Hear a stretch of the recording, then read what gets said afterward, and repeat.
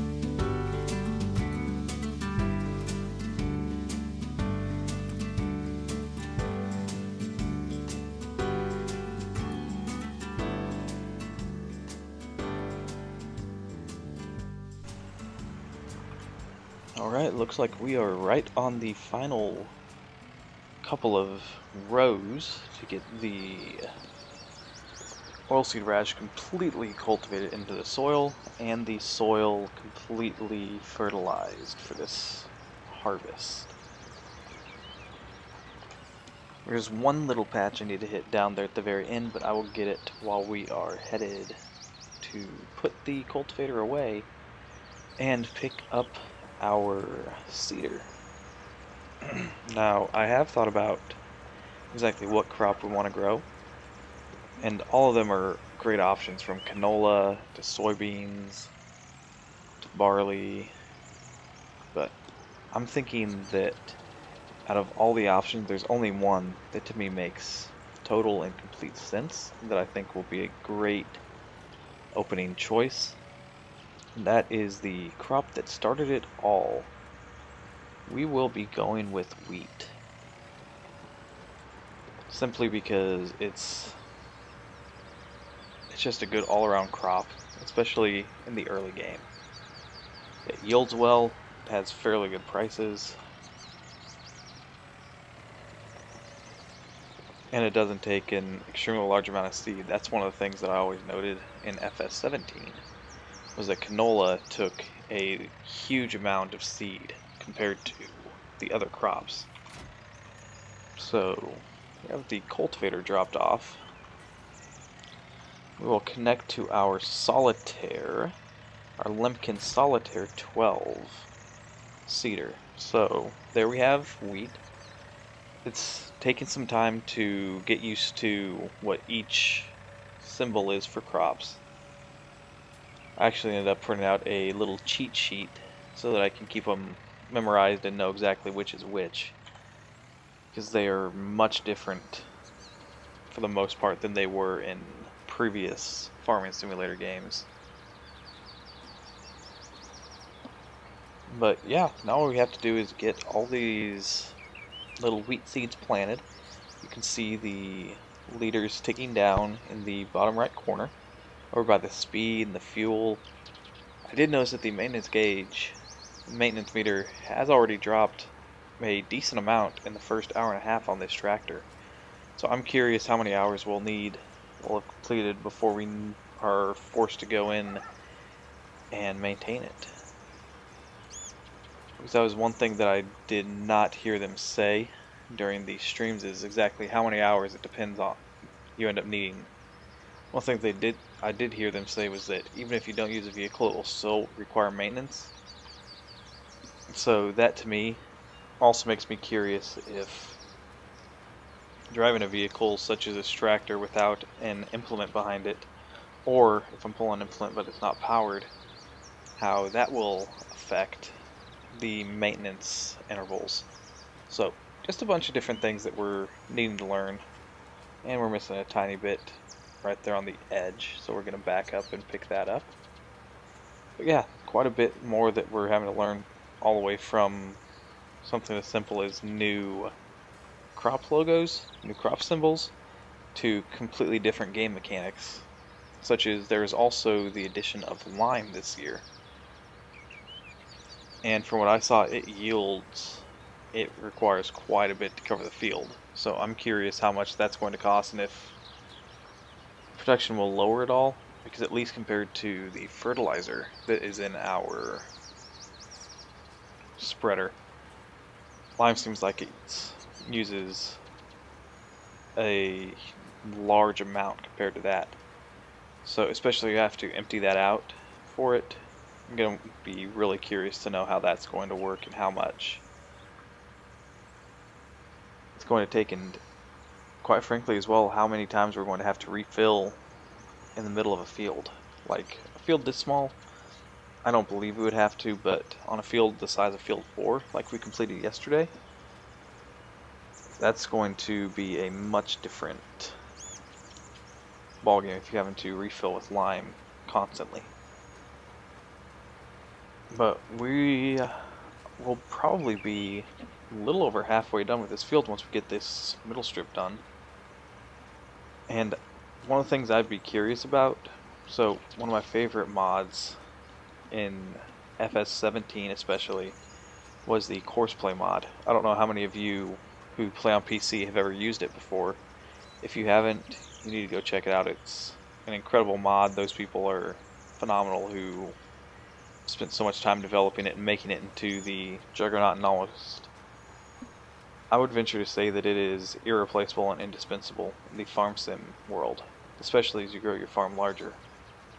But especially on in the United States, where fields are absolutely massive, one of the things that a lot of farmers will do is they will cut a center row, do a center cut on their crops when they're harvesting, so that no matter what, on a high yielding one such as corn, they will always be able to unload by keeping the pipe away from the plants, away from the crops, so that they don't ever have to stop when they're full, back up, and then get the grain cart or truck under it. So I'm curious if they will be able to add a feature like that, because especially with crop destruction being part of the base game, now instead of a day one mod by giants like it was in 17, feel like that would be an awesome thing to add.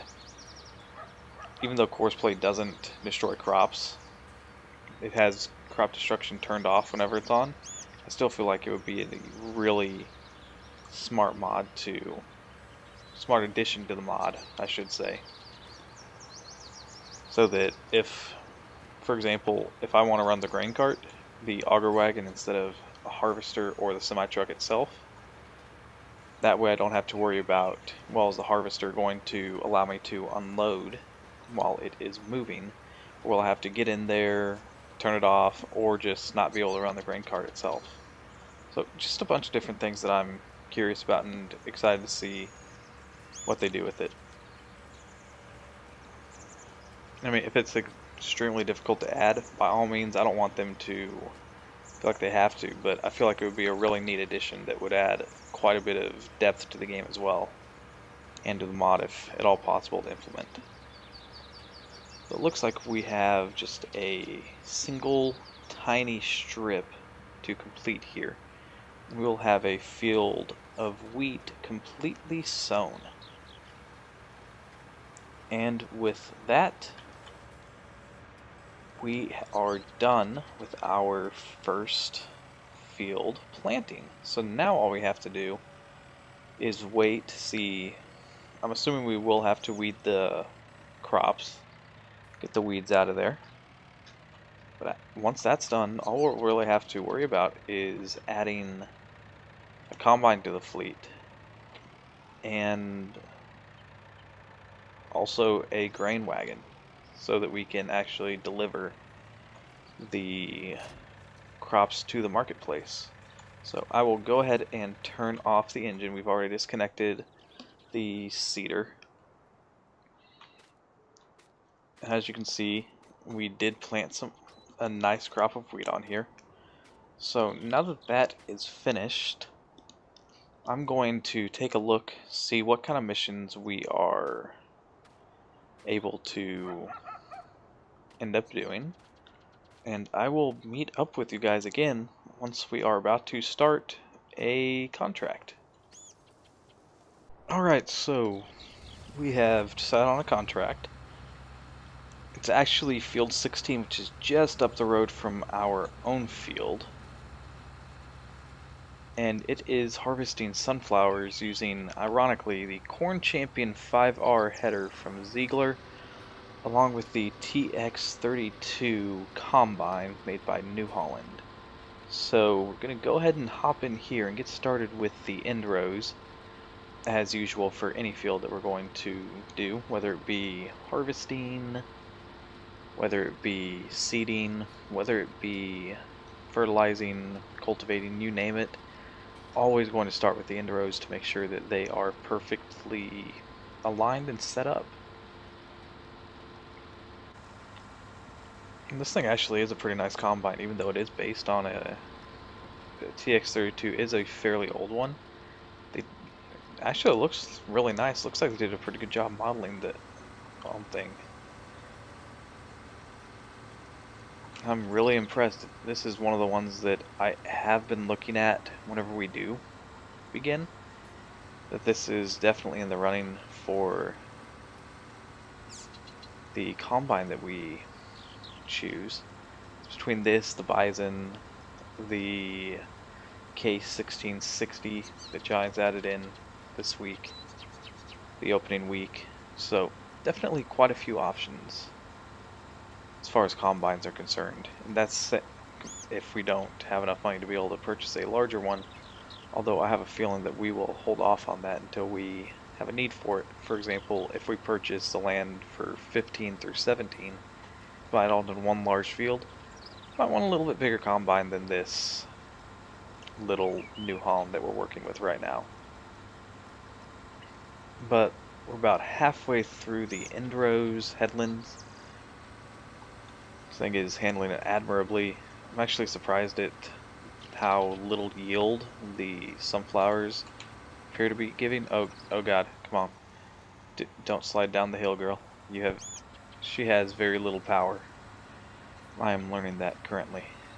She is not a very strong girl. I believe she has around 160-ish horsepower. So yeah, not much at all. That might actually make this combine a no-go, because she almost just died going down the hill. Definitely worried me. But I'll go ahead and get this field harvested, and I will see you guys when it is time to deliver these seeds to their destination.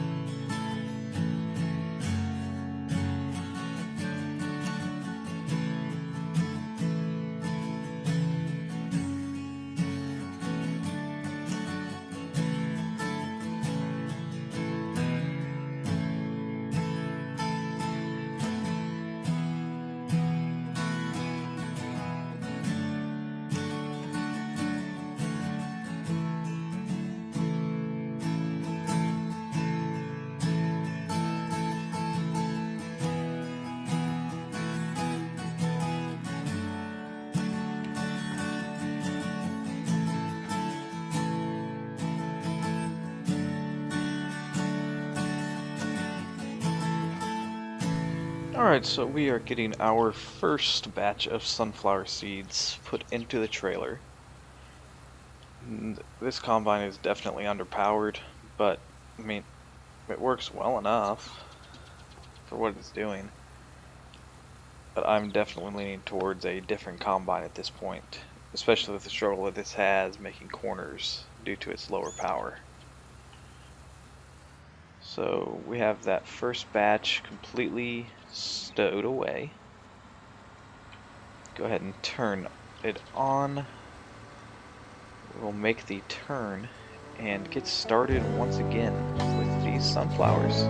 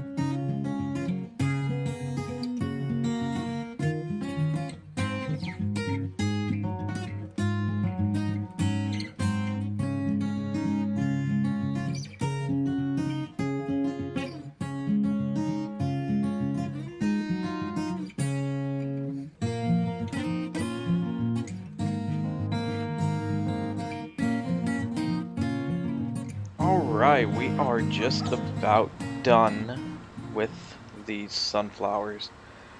And all I can say is this is a whole lot of field. Especially for this small of a combine. It definitely took quite a while to get it completely done.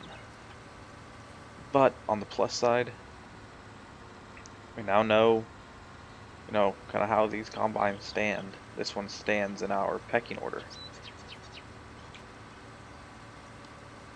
The correct answer is not very well.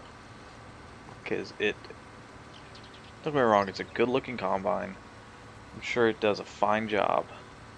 But it just seems like it doesn't have enough power for what it is. Have enough power for its tank capacity or the size of headers it needs, that it uses. So while it will be in the running, it's not going to be at the top of the list by any stretch of the imagination. So we will definitely be considering, for example, the FMZ Bison. That one seems like a really nice choice. Tank capacity is a little small, but we can work with that in order to ensure that we get a good solid combine for us, especially at the beginning here. The biggest concern is making sure we have a solid, good combine that we can use. Again, this one will be in the running, but probably going to be between the Bison and the K1660. So I will leave a couple of the stocks standing because it would take quite a while to pick up every single one of them, but these larger groupings, we'll go ahead and hit them because they're going to be easy enough to collect. So once we get this offloaded into the trailer, we can go ahead and deliver over to the port grain elevator. And once we have done that, I think it will be about time to go ahead and call it a day. Or at least a morning, because it's definitely taken a while to work with all of these fields. Especially this contract right here took us quite a while to complete just because of the size of the field and the crop we were harvesting. So going ahead and unloading, and try and unload into the back a little bit more since that was neglected a little bit. Kind of back up, kind of try and distribute it a little more evenly. Don't want it to be weighted too much in one area.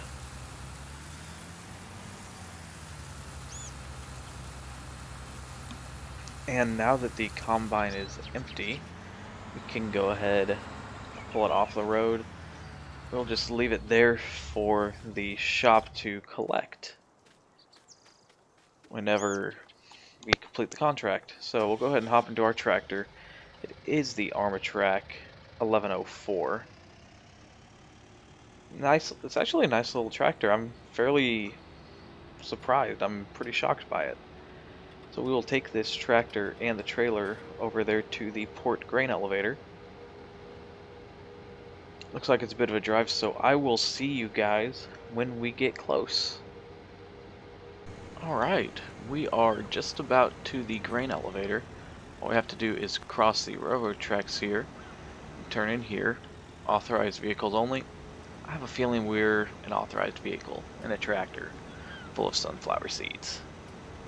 So we will go up here, find a spot to turn around and empty into it. I believe I just saw the area there. So we will go around this building. We'll make the left, get right over the top of here so that we can go ahead and unload. Oh, I'm not sure we're in the right spot. Okay, I'm going to back up here. Let's take another look, see what is out there.